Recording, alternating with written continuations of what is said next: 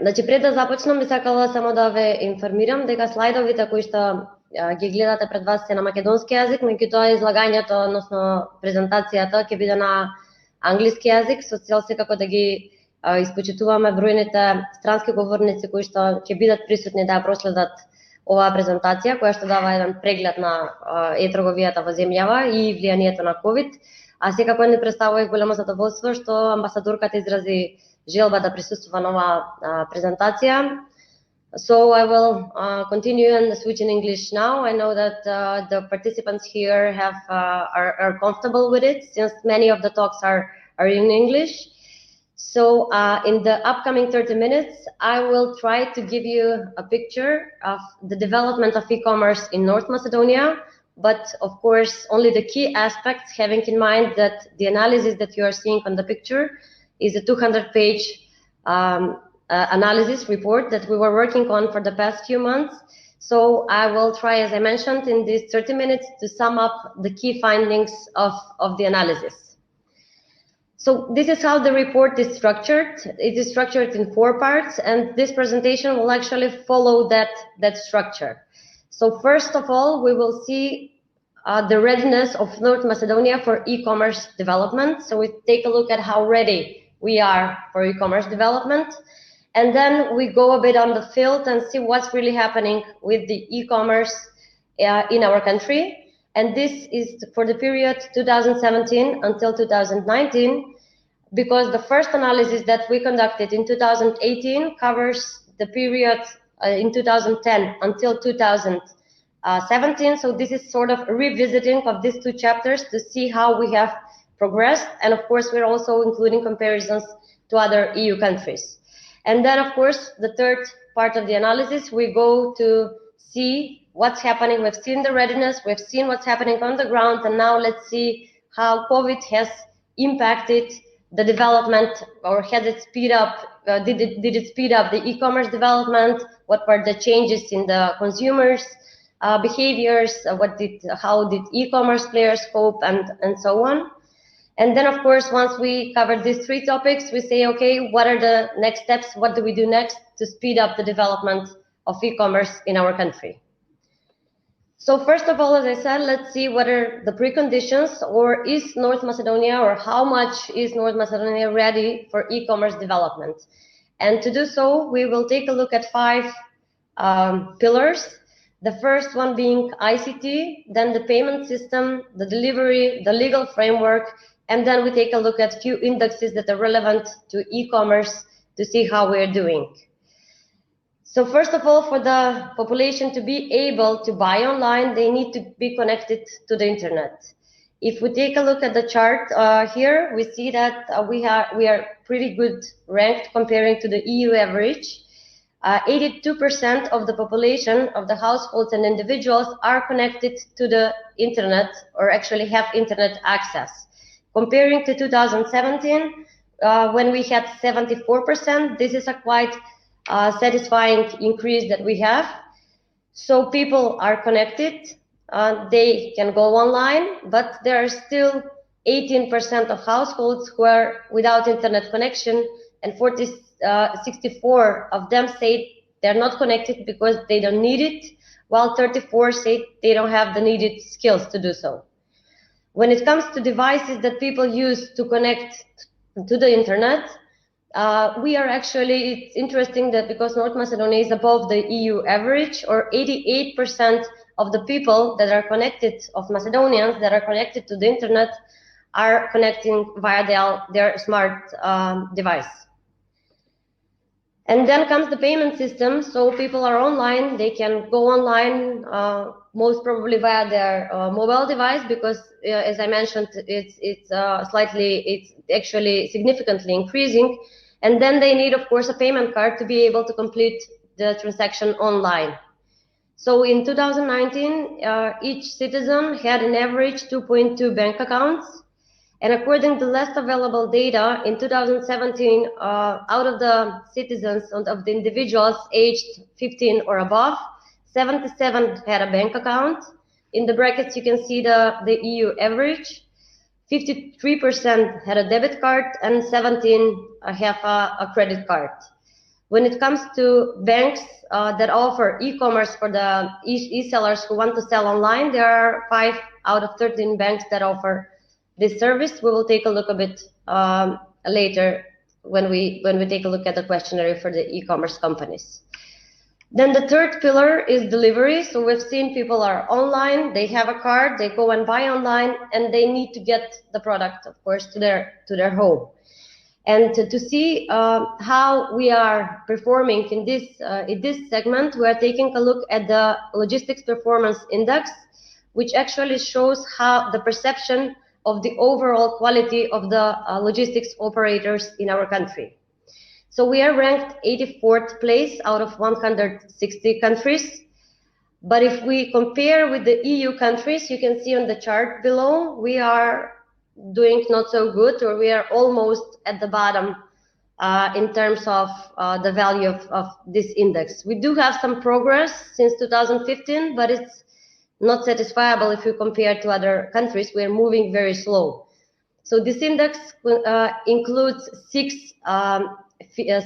components which are shown on the radar, and we can see that we are actually worse than 2016 in infrastructure and in timeliness of the packages that are being delivered, while there is some improvement in some of the components of the index.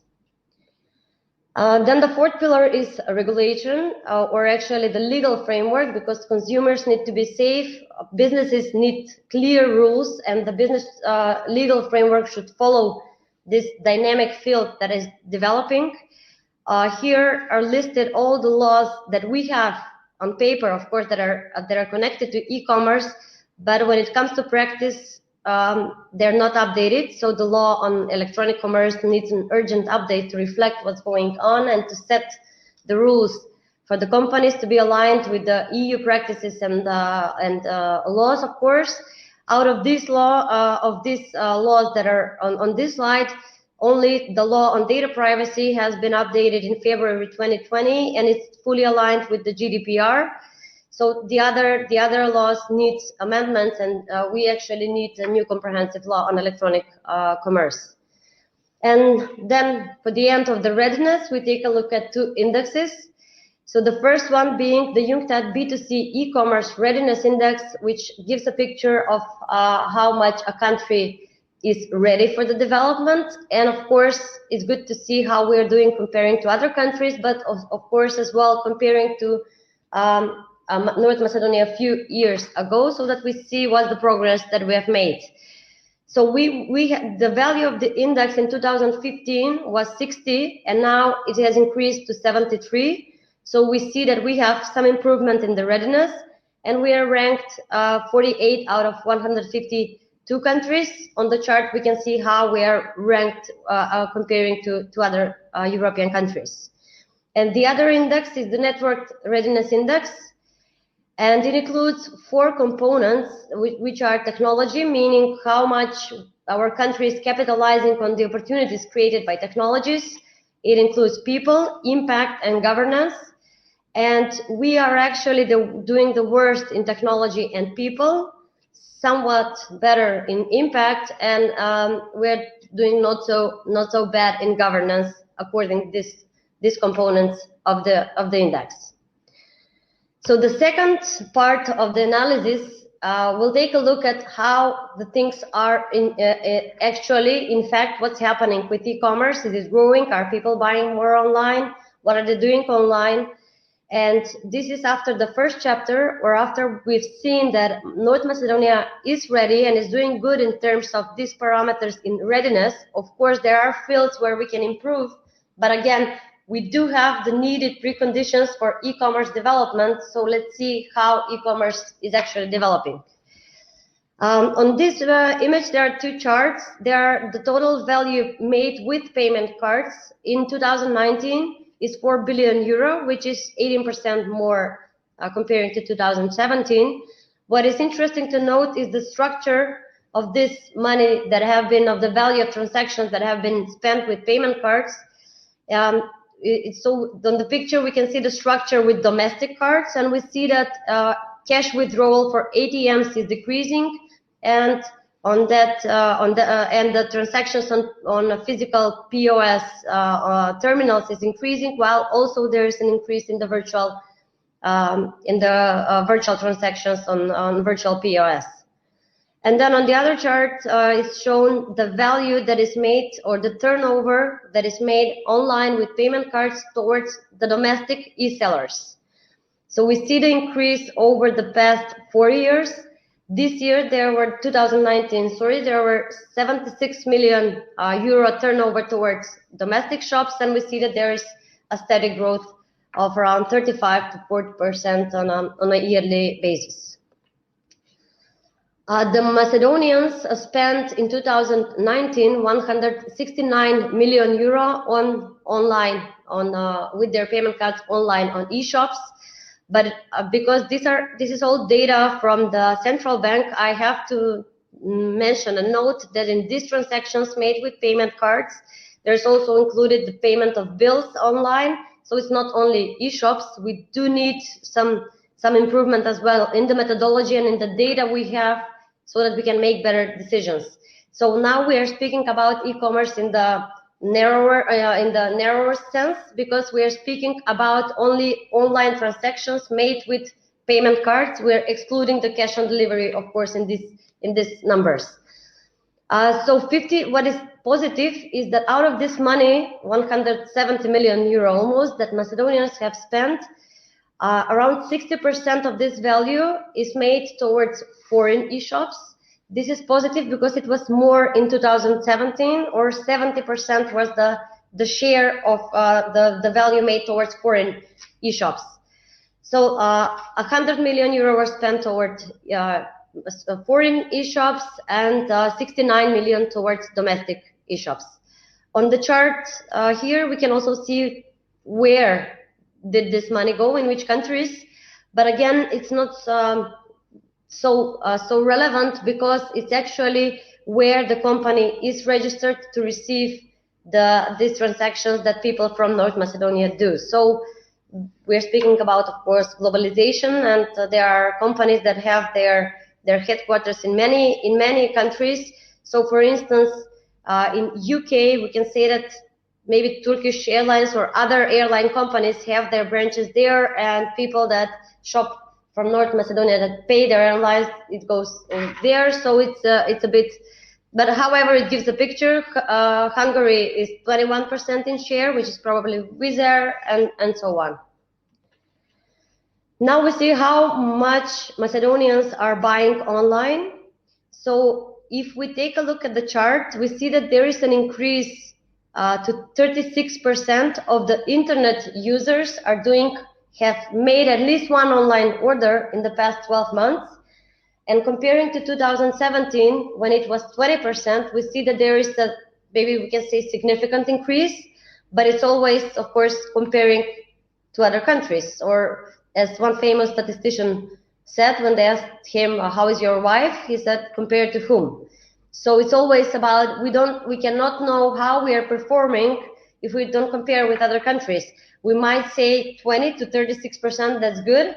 But if other countries are moving faster than us, that means that we are maybe not going with the speed that we can. And especially having in mind the readiness, there are other countries that are doing worse in terms of readiness, but they actually have a bigger share of their population buying online. So as we can see, there are 36% of Macedonians that shop online, of those with internet access. And if we take a look at the average Macedonian e-shopper, he usually mostly buys clothes and sports equipment. He does it once to twice in 3 months. He spends on average around 50 euro per order, and he mostly shops from domestic e-shops, which is positive. So if Macedonians are online, 82% of them, and only 36% of them shop online, we say, what did they use the internet for mostly? So we take a look at two segments. Where are we above the EU average in using the internet, and where we are below? So Macedonians are far above the EU average when it comes to using the internet for social media, or 84%. You can see in the brackets the EU average. Then phone calls and video calls also, instant messaging, this Viber, WhatsApp, Messenger, and all these tools. And then we are above the EU average in using the internet for looking for job or applying for job, for selling products and services online, or e-banking, or sending and receiving email. So we can see how there is a great, I would say, difference between our values and the EU average values that are shown. So we ask ourselves, so why do they not buy online? What's the reason? And these are the perceived, on the radar, we can see the perceived barriers of why people don't buy online. And it's comparing to the EU average values. So more or less, we see there is an overlap in some of these reasons, but there is quite a big difference in one of them, and that's they said they don't have skills to buy online. They don't have the needed skills. Or also there are some other, as we can see, reasons, but this is the one that is by far different than the EU average. So if they say they don't have the needed skills, we take a look at what is the level of the digital skills of North Macedonia. And to do that, we are taking a look at the indicator for digital skills. So it includes 4 types of skills: informational, communicational, problem-solving skills, and software skills. And I am sorry to note, but on the chart, on the chart on this slide, this is the only chart in the presentation that you will see where we are ranked at the top. But it's unfortunately a chart that says ranking after overall low digital skills in the countries. So only Kosovo is actually doing worse than us. So we have 50%, and what is worrying is that it even increases comparing to 2017. So 50% has a very low overall digital skills of North of Macedonians. And this is actually a bit worrying, means that we need to do something, because in order to be able to utilize these opportunities and to use the potential not only of e-commerce but of the digital economy, we need to increase the digital skills.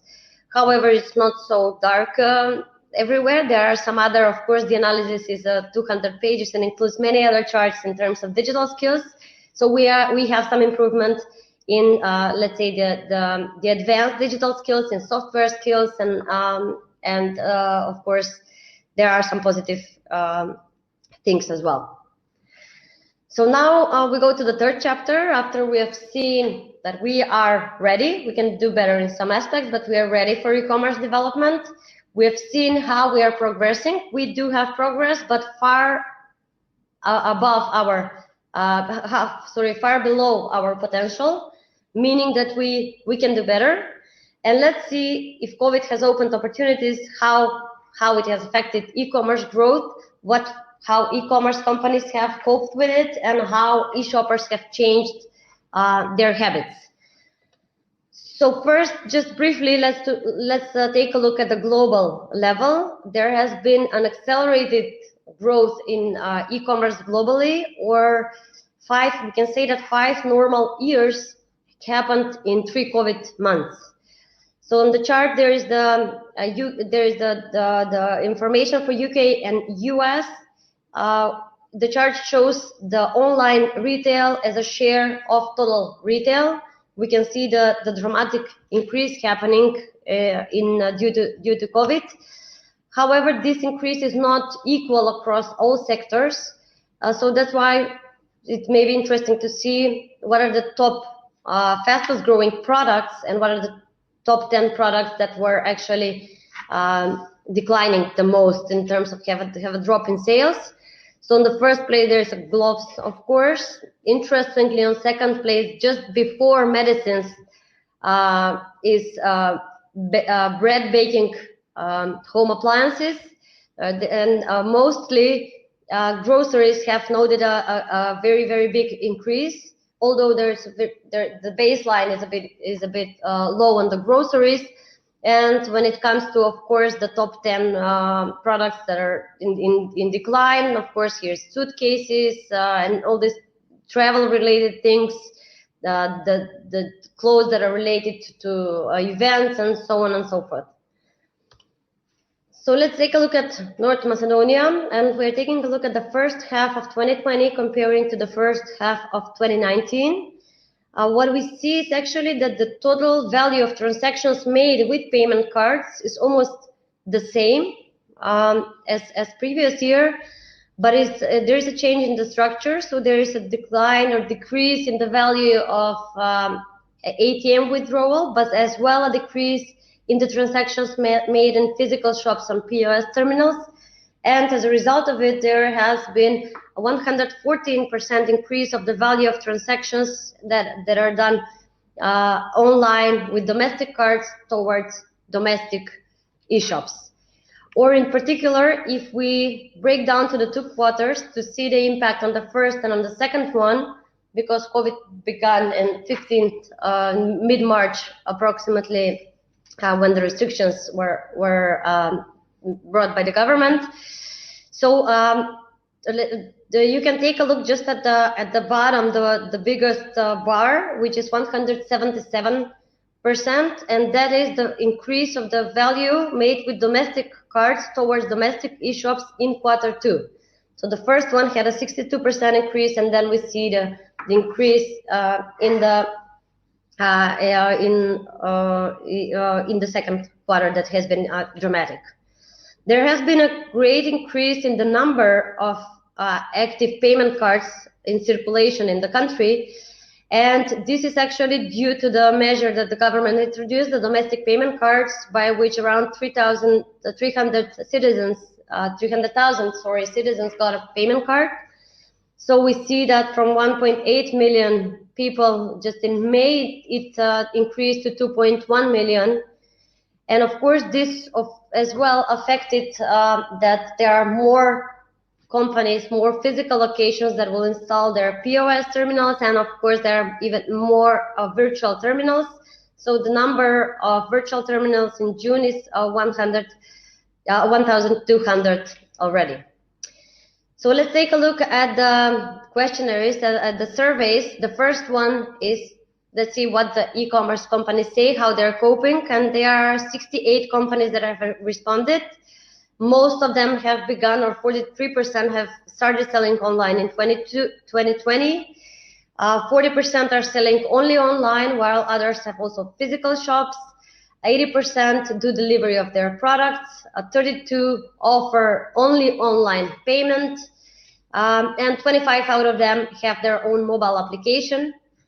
While 87 of the e-shops have their own e-shop, while 13% are selling via marketplaces.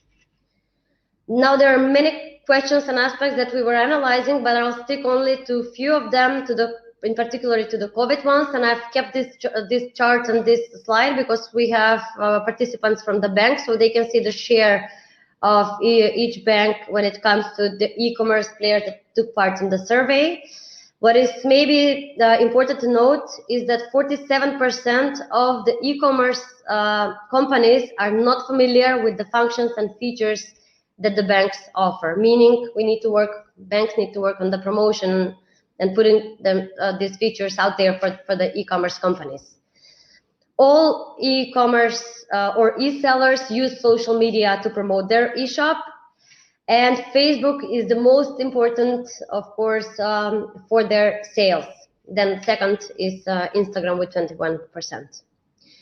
69% of the e-sellers have increased their marketing activities and their marketing budget during COVID, and 22% introduced and started using new promotional tools during COVID. Now we asked we included questions as well related to the messages, to the orders made via messages on social media, because this is actually one of the channels for the gray economy in e-commerce. And the e-sellers said that this is one of the challenges for them, the disloyal competition. So we asked them, when a buyer sends wants to order something via message on social media, what do? 40% of them said we're taking the order right away from the message and doing the sale.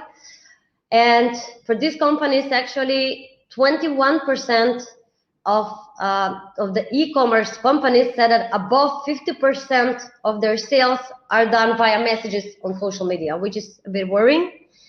And then 37% of these that get these orders via social media messages say that they don't like it, but they think that they will lose the potential sale if they don't accept the order via the message. When it comes to some aspects of how COVID affected their business, 10% of the sellers decreased their number of employees, while 22% increased it, and 15% of the companies said that they closed some of their physical locations. It's interesting to say that the total sales increased for around half of the e-sellers, while it decreased for around 30% of the sellers. 66% of the companies said that the sales in the physical location decreased, but the online sales increased, which is sort of cannibalization, but also as well sort of coping and compensating for the decline in the physical stores with the online sales. And regarding how do e-commerce companies see that COVID has created an opportunity, they said from of course a grading from 1 to 5, they gave an average grade of 4.2. While when we asked them, but how much do you think that you have utilized these opportunities or exploited, the average grade is 3.6. And the biggest challenge for the e-commerce companies is the low digital literacy, or 60% of them stated this as the biggest challenge. And on second place is finding qualified labor. The biggest barrier is, again, the low awareness and low habits for online buying. So now let's take a look at the survey of the e-shoppers. We collected almost 3,000 responses. 40% of them said they buy once a month, 26% once a week. 73% surprisingly pay online with their payment cards. Most of the shoppers shop via their smartphone, via their mobile device, and 50% buy equally from domestic and foreign e-commerce companies. The price is definitely the #1 motivator when it comes to making the decision to buy online. And again, we asked them about social media because we asked, of course, the e-sellers. 47% of these respondents said that they are doing orders on social media via messages, and almost 80% of them say, I'm doing it because it's faster and it's easier for me. Although 50% say they don't ever get a physical bill when they do these orders. 73% say, I know I'm taking the risk, I'm part of the gray economy, I know that I'm not protected as a consumer according to the law, but anyway, I'm willing to accept the risk, and this is a bit worrying again. 18, this is just a few numbers to see how COVID changed the habits of the online shoppers. 18% say they started paying their bills online due to COVID. 17% say they started for the first time to use the e-government services. And this is important, and it's a good information, that 37% of the e-shoppers say they buy more in this COVID time. But what is more important, because it stays still unknown if this effect of the dramatic increase of e-commerce will stick in future after COVID. So 76% said they will continue to buy with the same amount after COVID. And these are just a few gradings that we asked the e-shoppers to do. And definitely the free delivery and the lower prices are the main motives for e-shoppers to buy more online. So this is just, we asked them what would make you buy even more online. So now that we have seen actually the 4 parts, we come to the end, and the end says, okay, we are ready. We are not utilizing the potential enough. We can do better. We can speed up the e-commerce development. And now we have the opportunity with COVID to speed it up even more. So at the end of the analysis, we say what next, what are the steps and the recommendations we need to take, what are the measures so that we speed up the development and the growth of e-commerce. So the last chapter contains 34 recommendations. They're categorized in different aspects. So I won't go through, of course, all of them. You will be able to see them in the analysis, but if I have to summarize all this in a few aspects, it would definitely be digital skills and education. It would be addressing the gray economy, which is hindering the growth of e-commerce and, of course, is creating the disloyal competition.